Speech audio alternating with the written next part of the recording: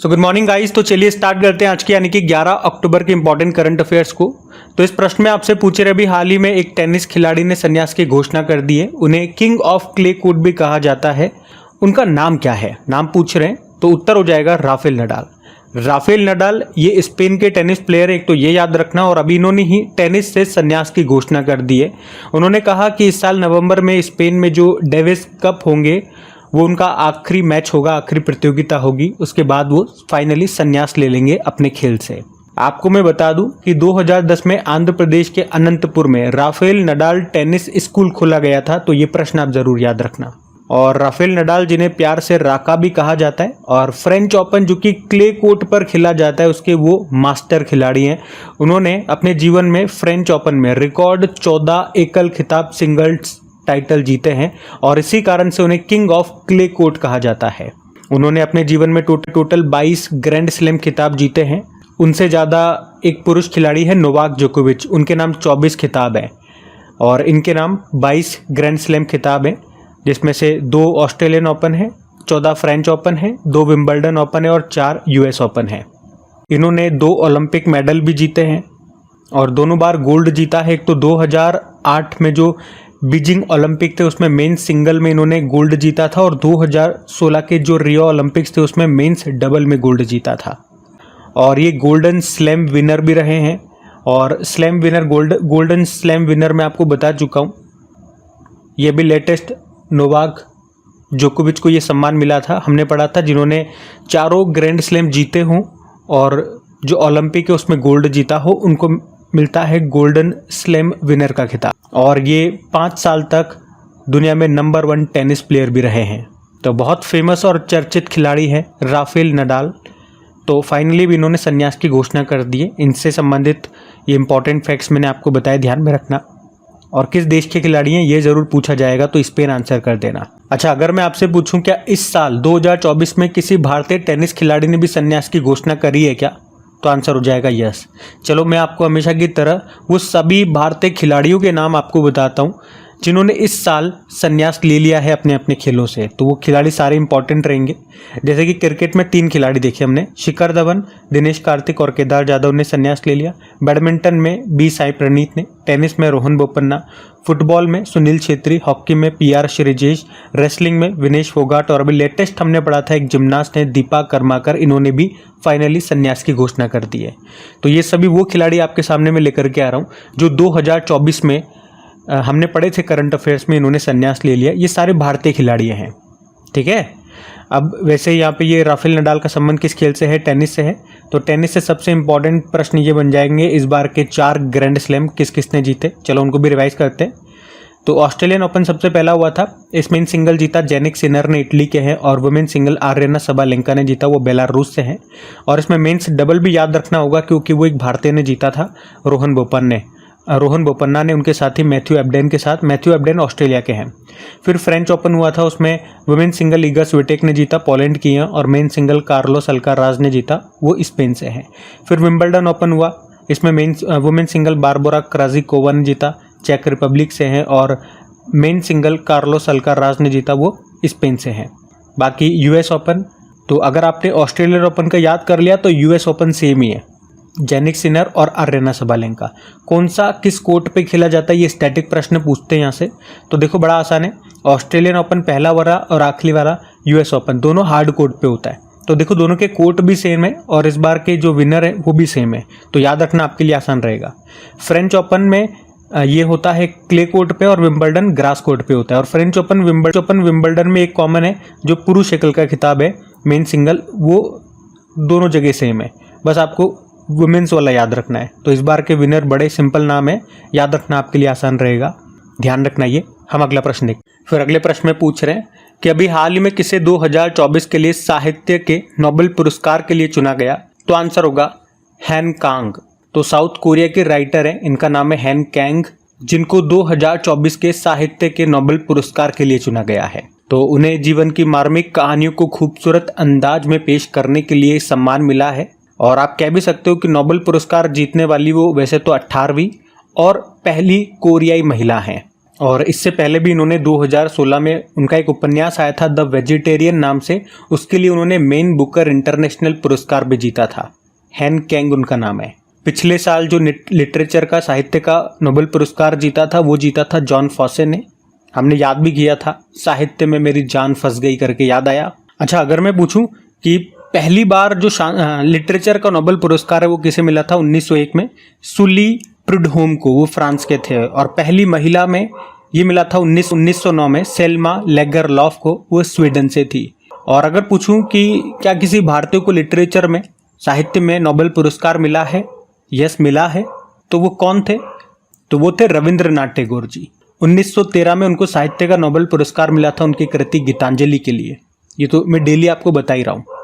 और इससे पहले 3 क्षेत्र में हम पढ़ चुके हैं, मेडिसिन में, फिजिक्स में और केमिस्ट्री में। एक बार तीनों फिर से हम रिवाइज करते हैं। देखो, मेडिसिन में 2 जनों को मिला था, विक्टर एम्ब्रोस और गैरी रूकुन को। फिजिक्स में 2 लोगों को मिला, जेफरी हिंटन और जॉन हॉपफील्ड को। और केमिस्ट्री का 3 लोगों को मिला, डेविड बेकर, जॉन जंपर और डेमिस हसाबिस को। और अब ये चौथा साहित्य में भी हमने पढ़ लिया। चलो, यहाँ से हमेशा मैं स्टैटिक आपको रिवाइज कराता हूँ, फिर से रिवाइज कराऊंगा कि नोबेल पुरस्कारों को स्वीडिश वैज्ञानिक अल्फ्रेड नोबेल की याद में दिया जाता है, जिन्होंने डायनामाइट की खोज की थी। 1901 में देना शुरू किया गया था। 6 क्षेत्रों में दिया जाता है, medicine, physics, chemistry, literature, economic और पीस। जो इकोनॉमिक अर्थशास्त्र का है वो 1968 से देना शुरू किया गया था।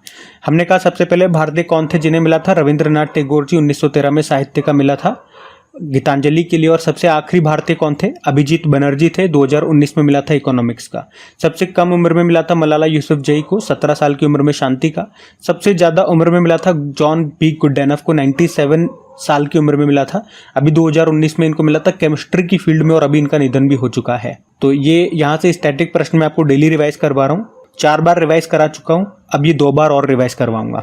और मैं उम्मीद करूँगा 6 बार रिविजन के बाद तो ये आपको, अगर डेली पढ़ते हो तो करंट अफेयर्स यहाँ पे, ये आपको याद हो जाएंगे, रट जाएंगे। और उसके बाद मैं इन सभी की ट्रिक्स भी लेकर के आऊँगा हमेशा की तरह, ताकि एग्जाम तक ये सारे आपको याद हो जाए। और एग्जाम में यहाँ से डेफिनेटली प्रश्न आएगा, तो वहाँ से आपको आराम से नंबर मिलेंगे। चलें फिर अभी अगला प्रश्न देखते हैं।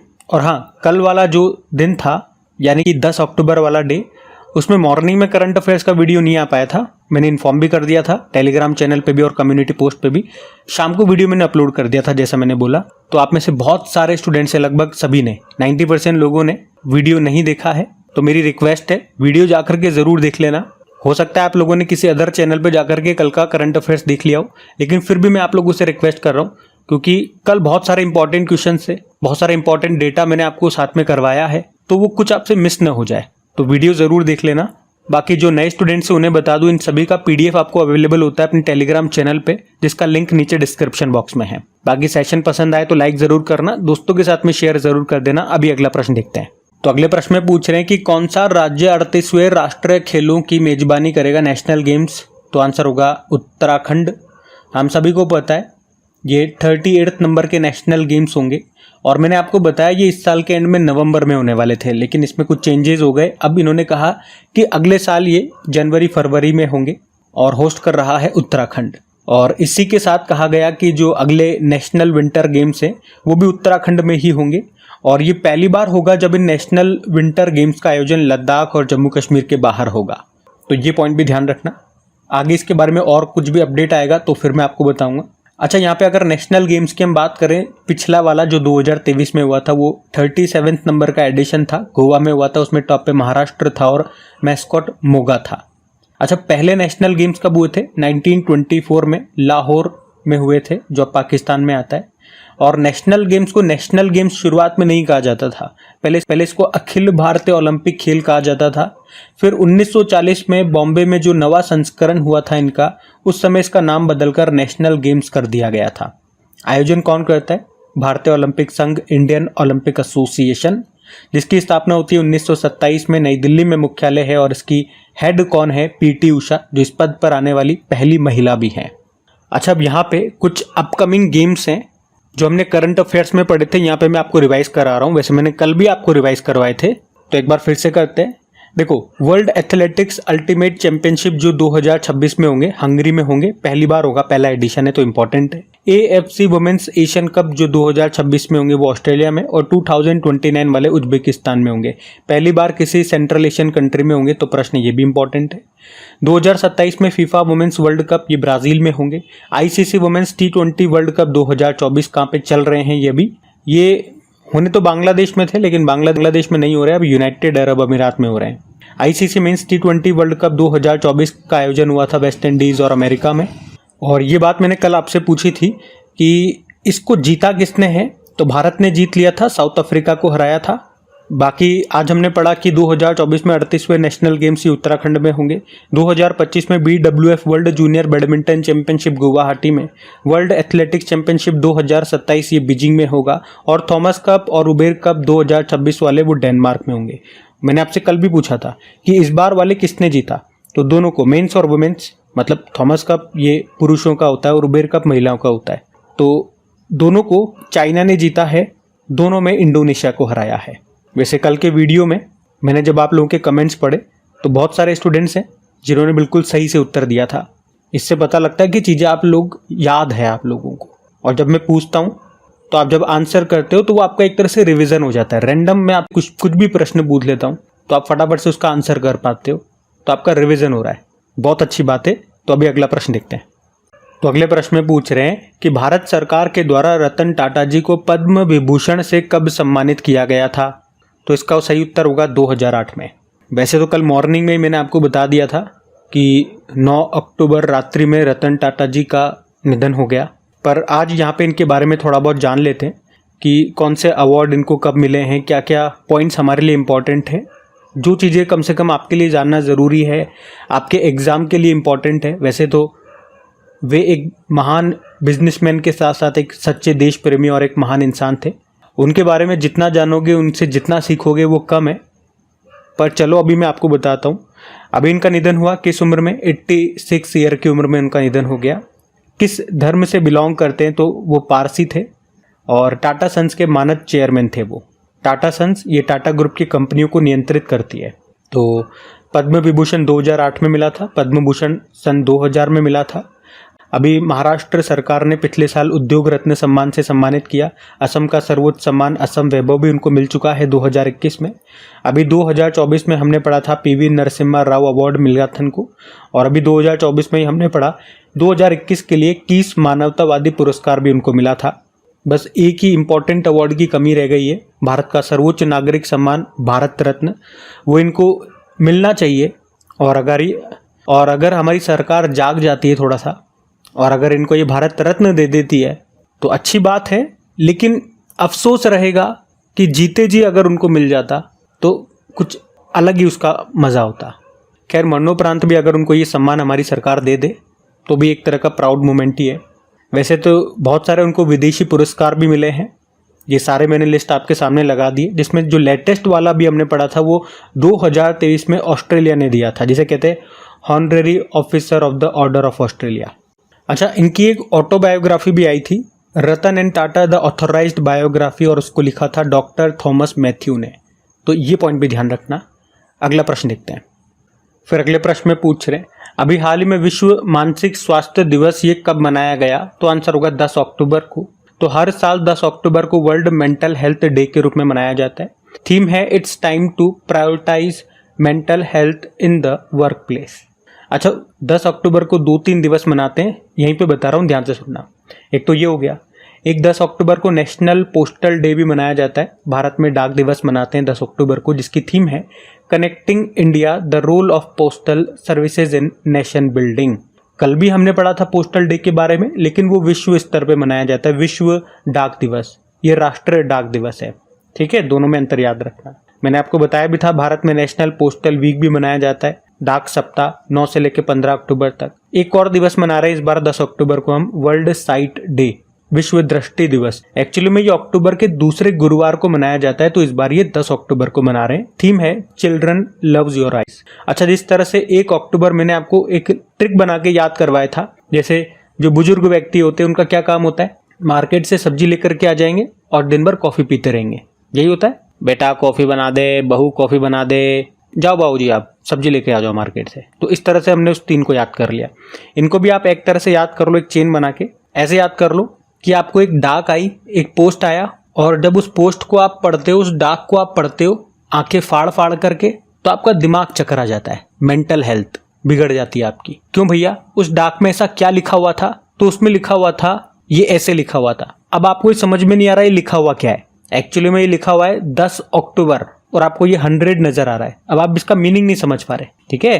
तो आपको एक डाक आती है, उस पर ये ऐसे लिखा हुआ है 10 अक्टूबर, जो आपको समझ में नहीं आ रहा। अब आंखों पे जोर दे रहे हो, आंखें फाड़ फाड़ करके देख रहे हो, तो इससे हो गया वर्ल्ड साइट डे। और आंखों पे ज्यादा जोर पड़ता है तो क्या होता है? हमारा सिर दर्द होता है, दिमाग खराब हो जाता है, तो मेंटल हेल्थ बिगड़ जाती है। तो वर्ल्ड मेंटल हेल्थ डे हो गया, और ये इस तरह से अब आपको याद भी रहेगा, देखना। चलो फिर इसी बात पे अक्टूबर के सारे इंपॉर्टेंट डेज हम रिवाइज कर लेते हैं कि अभी तक 10 दिनों में कौन कौन से डे हमने मना लिए। तो देखो, अभी 1 अक्टूबर को वृद्धजन दिवस और कॉफी डे और वेजिटेरियन डे था। 2 अक्टूबर को अंतर्राष्ट्रीय अहिंसा दिवस और स्वच्छ भारत दिवस। 4 अक्टूबर को विश्व पशु दिवस। 5 अक्टूबर को वर्ल्ड टीचर डे और राष्ट्रीय डॉल्फिन दिवस। 7 अक्टूबर को विश्व कपास दिवस, और अभी 9 अक्टूबर को विश्व डाक दिवस मनाया। तो ये डेज ध्यान में रखना। अगला प्रश्न देखते हैं। फिर अगले प्रश्न में पूछ रहे हैं, हाल ही में भारत का पहला हृदय प्रत्यारोपण करने वाले व्यक्ति का निधन हो गया, उनका नाम बताइए। तो आंसर होगा पी वेणुगोपाल। तो भारत में पहला हार्ट ट्रांसप्लांट इन्होंने ही किया था, डॉक्टर पी वेणुगोपाल इनका नाम है, और अभी 82 ईयर की उम्र में इनका निधन हो गया। उन्होंने अपने करियर में 50,000 से ज़्यादा हार्ट सर्जरी की है, और चिकित्सा के क्षेत्र में उनके योगदान के लिए 1998 में उन्हें पद्म भूषण से भी सम्मानित किया गया था। तो इनका नाम इंपॉर्टेंट रहेगा, ध्यान में रखना। अब निधन वाला प्रश्न है, तो 2024 में जिन भी इंपॉर्टेंट जो महत्वपूर्ण व्यक्ति हैं उनका निधन हुआ, मैं आपको रिवाइज कराता हूँ। एक हमने पढ़ा था अरुणा वासुदेव, एशियाई सिनेमा की मां उनको कहा जाता है, निधन हो गया। राकेश पाल भारतीय तट रक्षक बल के ये डायरेक्टर जनरल थे, 25वें नंबर के, निधन हो गया। अभी नए नहीं बने कोई भी। राम नारायण अग्रवाल, अग्नि मैन ऑफ इंडिया, अग्नि मिसाइल के जनक कहे जाते थे, इंपॉर्टेंट नाम है, निधन हो गया। नटवर सिंह हमारे पूर्व विदेश मंत्री थे, उनकी ऑटोबायोग्राफी थी one life is not enough. साल सेंग मराक मिस्टर क्लीन के नाम से फेमस थे, मेघालय के पूर्व मुख्यमंत्री थे। बुद्धदेव भट्टाचार्य पश्चिम बंगाल के पूर्व मुख्यमंत्री थे। शोभना रानाडे गांधीवादी सामाजिक सुधारक थी। यामिनी कृष्णमूर्ति भरतनाट्यम और ये कुचिपुड़ी की शास्त्रीय नृत्यिका थी। भरतनाट्यम ये तमिलनाडु से है और कुचिपुड़ी आंध्र प्रदेश का है। अंशुमान गायकवाड़ क्रिकेटर थे। पंडित राजीव तारानाथ सरोद वादक थे। कमला बेनीवाल राजस्थान की पहली महिला मंत्री थी। सुशील मोदी बिहार के पूर्व उप मुख्यमंत्री थे। सलाम बिन रजाक प्रसिद्ध उर्दू लेखक। पीटर हिक्स ब्रिटिश भौतिक विज्ञानी थे। हिक्स बोसोन पार्टिकल की खोज की थी इन्होंने। पॉल अलेक्जेंडर अमेरिकी थे, the man in the iron lung के नाम से फेमस थे। गजल गायक पंकज उदास का भी निधन हो गया। देश के सबसे बुजुर्ग टेस्ट क्रिकेटर दत्ताजी राव गायकवाड़ का भी हो गया। भारत की पहली ओरल यानी कि मौखिक गर्भ निरोधक गोली सहेली की खोज करने वाले डॉक्टर थे डॉक्टर आर नित्यानंद, उनका भी निधन हो गया। शास्त्रीय गायिका प्रभा अत्रे का निधन हो गया, किराना घराने से संबंधित थी। मुनव्वर राणा मशहूर उर्दू गायक थे और इब्राहिम रईसी ईरान के राष्ट्रपति थे, इनका भी निधन हो चुका है। तो ये 2024 के कुछ इंपॉर्टेंट पर्सन्स हैं जिनका निधन हो गया, ध्यान में रखना। अगला प्रश्न देखते हैं। तो अगले प्रश्न में पूछ रहे हैं, हाल ही में वुमेन्स T20 क्रिकेट में 2000 रन बनाने वाली सबसे यंग प्लेयर कौन बन गई हैं? तो आंसर होगा शेफाली वर्मा। तो भारतीय क्रिकेट प्लेयर शेफाली वर्मा अभी वुमेन्स T20 इंटरनेशनल क्रिकेट में 2000 रन बनाने वाली सबसे कम उम्र की ये खिलाड़ी बन गई हैं। ये एक अचीवमेंट है, तो इंपॉर्टेंट प्रश्न हो गया। उन्होंने अभी T20 वुमेन्स वर्ल्ड कप 2024 जिसका आयोजन कहाँ पे चल रहा है, यूनाइटेड अरब अमीरात में, वहीं पे श्रीलंका के खिलाफ ये उपलब्धि उन्होंने हासिल की है। और कितनी साल की उम्र में उन्होंने, हमने कहा ना सबसे युवा बन गई, तो कितनी साल की उम्र में? 20 साल और 255 दिन की उम्र में इन्होंने ये उपलब्धि हासिल की है। इनसे पहले ये रिकॉर्ड आयरलैंड की गैबी लुइस के नाम था, जिन्होंने 23 साल और 35 दिन की उम्र में T20 इंटरनेशनल में 2000 रन पूरे किए थे। और मैंने आपको बताया अभी जो ये T20 इंटरनेशनल वर्ल्ड कप है, वुमेन्स वर्ल्ड कप, ये यूनाइटेड अरब अमीरात में हो रहा है, तो ये इंपॉर्टेंट रहेगा, इनका नाम ध्यान में रखना। अगला प्रश्न देखते हैं। तो अगले प्रश्न में पूछ रहे हैं, हाल ही में लॉन्च वॉर ये बुक है और इस बुक के लेखक कौन है? तो आंसर होगा बॉब वुडवर्ड। तो अनुभवी इन्वेस्टिगेटिव जर्नलिस्ट हैं बॉब वुडवर्ड, जिन्हें वाटरगेट कांड को उजागर करने में उनकी भूमिका के लिए जाना जाता है, और अभी इन्होंने ही अपनी ये नई बुक लॉन्च की है, उसका नाम है वॉर। ये बुक डोनाल्ड ट्रंप पर केंद्रित है। चलो आ जाओ, 2024 की कुछ और 10 इंपॉर्टेंट बुक्स मैं आपको रिवाइज करवाता हूँ। एक बुक आई थी Modi governance triumph reshaping India's path to prosperity, इसको लिखा तरुण चुग ने। The scientist entrepreneur empowering millions of women, इसको लिखा कल्पना शंकर ने, इसको लॉन्च किया था सौम्या स्वामीनाथन ने। भीम सिंह ने भारत के 75 महान क्रांतिकारी नाम से बुक लिखी। पीरामल नाथवानी ने call of the Gir. Professor K Subramaniam ने India @100 envisioning tomorrow's economic powerhouse नाम से बुक लिखी। डॉक्टर आर बाला सुब्रमण्यम ने power within the leadership legacy of Narendra Modi नाम से बुक लिखी। Kuldeep Gupta from oil to lithium navigating the future of energy नाम से बुक लिखी। अनिल रतूड़ी ने खाकी में स्थित प्रज्ञा मदर मेरी कम्स टू मी, ये मेमोयर है, संस्मरण है अरुंधति रॉय का, और ये अगले साल लॉन्च होगा। ये लेटेस्ट अभी हमने पढ़ा था, इंपॉर्टेंट रहेगा, तो ये ध्यान में रखना। अगला प्रश्न देखते हैं। तो अगले प्रश्न में क्या पूछ रहे हैं कि अभी हाल ही में भारत, ब्राजील और दक्षिण अफ्रीकी नौसेनाओं के बीच समुद्री अभ्यास जिसका नाम है इब्स समर, इसका आयोजन कहाँ पे किया जा रहा है? तो आंसर होगा साउथ अफ्रीका में। तो एक्सरसाइज का नाम है इब्स समर, और देखो नाम में ही देशों के नाम छुपे हैं। आई मतलब इंडिया, बी से ब्राजील, SA मतलब साउथ अफ्रीका, और MAR से हो गया मैरीटाइम एक्सरसाइज, मतलब ये एक नौसैन्य अभ्यास है। इस बार इसका 8वां संस्करण ये हुआ कहाँ पे? साउथ अफ्रीका में, साउथ अफ्रीका के साइमन टाउन में 6 से लेकर 18 अक्टूबर 2024 तक हो रहा है ये। और भारत की तरफ से INS तलवार नामक जहाज ने इसमें हिस्सा लिया है। तो ये बातें ध्यान में रखो। फिर अगले प्रश्न में पूछ रहे हैं अभी हाल ही में 21वें भारत आसियान समिट का आयोजन ये कहाँ पे किया गया? तो आंसर होगा लाओस में। और आपको मैंने कई बार बताया कि 2024 में आसियान समिट को होस्ट कौन कर रहा है? लाओस कर रहा है। और अभी वहीं पे ये 21वां आसियान भारत समिट का आयोजन किया गया 10 और 11 अक्टूबर को, और इसमें भाग लेने के लिए प्रधानमंत्री नरेंद्र मोदी ये लाओस गए हैं। इसके अलावा Modi ji 19वें east Asia summit में भी हिस्सा लेंगे, जिसका आयोजन लाओस में ही किया जाएगा, क्योंकि इस साल जो ये ईस्ट एशिया समिट है इसकी भी मेजबानी लाओस ही कर रहा है। अच्छा, मैं यहाँ पे आपको एक पॉइंट बता दूं कि जो पहला भारत आसियान समिट हुआ था ये 2002 में हुआ था कंबोडिया में। वैसे जो आसियान कंट्रीज है टोटल 10 मेंबर हैं इसके, उसमें भारत इसका सदस्य नहीं है। अच्छा मुझे बताओ इसका भी नया 11वें नंबर का सदस्य देश कौन सा बन गया है आसियान का? मैं आपको जस्ट 1 मिनट में बताऊंगा। अगर आपको बताया तो वीडियो को पॉज करके कमेंट बॉक्स में टाइप करो, वरना उतने में तो मैं बता ही दूंगा। देखो पहले आसियान की बात करते हैं।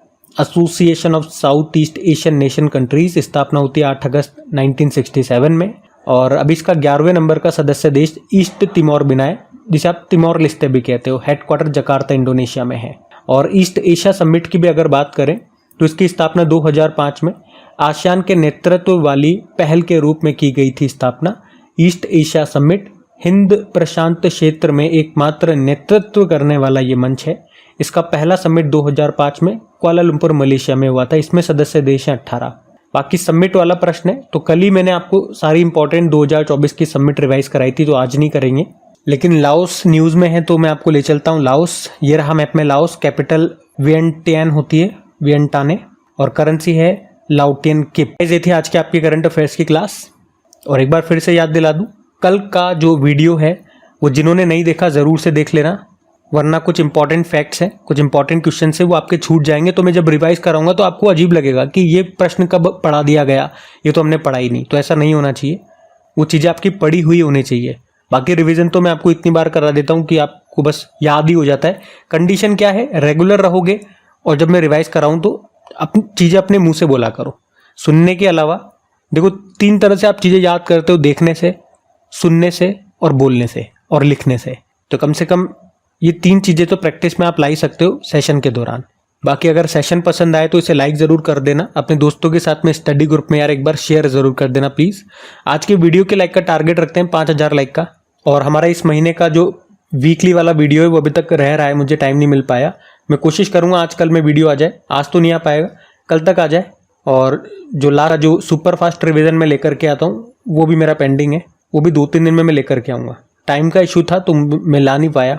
वो सुपर फास्ट वाला रिवीजन वाला एक दिन मैं रिकॉर्ड करने बैठा भी था, लेकिन कुछ मिनट करने के बाद फिर कुछ कारणवश काम आ गया तो उसको वहीं पे एंड करना पड़ा, तो सब बेकार हो गया। नहीं तो हो जाता उस दिन वो। कोई बात नहीं, 1 आध दिन में मैं कोशिश कर रहा हूँ, ले आऊँगा।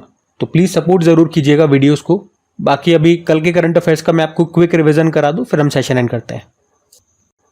तो पहला प्रश्न आपसे पूछा, किसे केमिस्ट्री के नोबेल पुरस्कार के लिए अभी चुना गया? तो डेविड बेकर, जॉन जंपर और डेमिस हसाबिस को। फिर पूछा, एशिया की सबसे बड़ी इमेजिंग दूरबीन का सफलतापूर्वक निर्माण कहाँ पे किया गया? भारत में। और उस्ताद अलाउद्दीन खान महोत्सव का आयोजन ये कहाँ पे किया गया? मध्य प्रदेश। भारत ने सार्वजनिक स्वास्थ्य समस्या के रूप में ट्रैकोमा को समाप्त कर दिया, इसका संबंध किससे है? आंखों से। वर्ल्ड पिकबॉल चैंपियनशिप सीरीज को होस्ट करेगा 2024 में कौन? भारत। और दक्षिण पूर्व एशिया के लिए 77वीं WHO क्षेत्रीय समिति की बैठक कहाँ पे हुई? भारत में। भारतीय विदेश व्यापार संस्थान ने कहाँ अपना पहला विदेशी परिसर स्थापित करने की घोषणा की? यूनाइटेड अरब अमीरात। वर्ल्ड टेस्ट चैंपियनशिप में 5000 रन पूरे करने वाले दुनिया के पहले बल्लेबाज कौन बन गए? Joe Root. और आखिरी प्रश्न पूछा, भाई रुपए कार्ड को कहाँ पे लॉन्च किया गया? तो मालदीव में। चलो भी कल का भी होमवर्क प्रश्न देखते हैं और सेशन एंड करते हैं। तो कल पूछा था गेवरा कोयला खदान कहाँ पर स्थित है? तो आंसर हो जाएगा इसका छत्तीसगढ़ में। आप सभी ने प्रश्न का बिल्कुल सही उत्तर दिया। अब ये आज का आपका होमवर्क प्रश्न।